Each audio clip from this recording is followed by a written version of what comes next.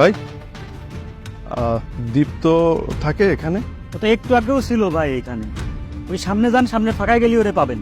সামনে ফাঁকায় গেছে। আচ্ছা, থ্যাংক ইউ ভাই।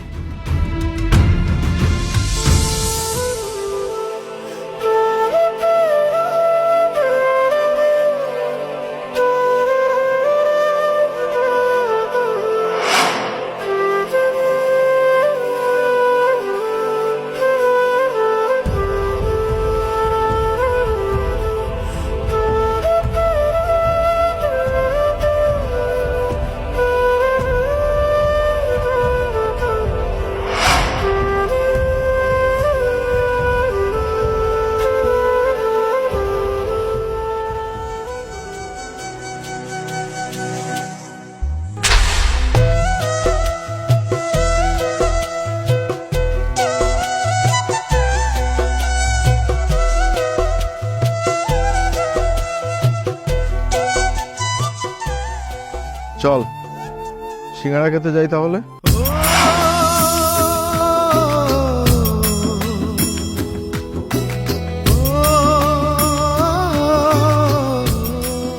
আরে ভাই, তোকে আমি কতদিন ধরে খুঁজছি, আর তুই আমার থেকে দূরে দূরে থাকছিস।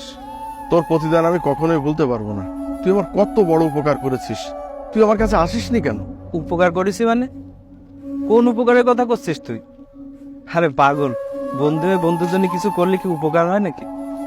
এসব করতে হয় না। ঘর বিক্রি করার কথা করছিস? তুই আমার বন্ধু, তোর জন্যই তো করেছি। এটা আবার কর কি আছে? আর ওই সময় টাকাটা তোর বেশি দরকার ছিল, আমার না ঘর ছিল না, কোনো না কোনো এক জায়গায় থাকিসি। তা কি হয়েছে?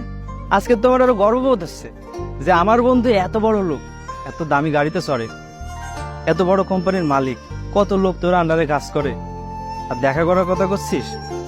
আমার পোশাক দেখেছিস? সারা বছরে একটা জামা গায়ে দিয়ে থাকি। তোর সাথে আমার দেখা করে কি হবে কর? তোর সাথে আমার যায় না, মানায় না। তুই এসব কি বলছিস? 5 বছর ধরে খুঁজছি তোকে। তুই জানিস তোকে খোঁজার জন্য কতগুলো লোক আমি লাগিয়ে রেখেছি, আর তুই আমার কোম্পানিতে চাকরি করতিস আর আমি জানতাম না? হ্যাঁ বন্ধু, চাকরি করতাম তোর কোম্পানি। তুই ওই কোম্পানির মালিক, আর আমি সাধারণ গরিব কর্মচারী। কর্মচারী আর মালিকের মধ্যে বন্ধুত্ব হতে শুনেছিস কোনোদিন? বন্ধুত্ব সমানে সমানে হয়।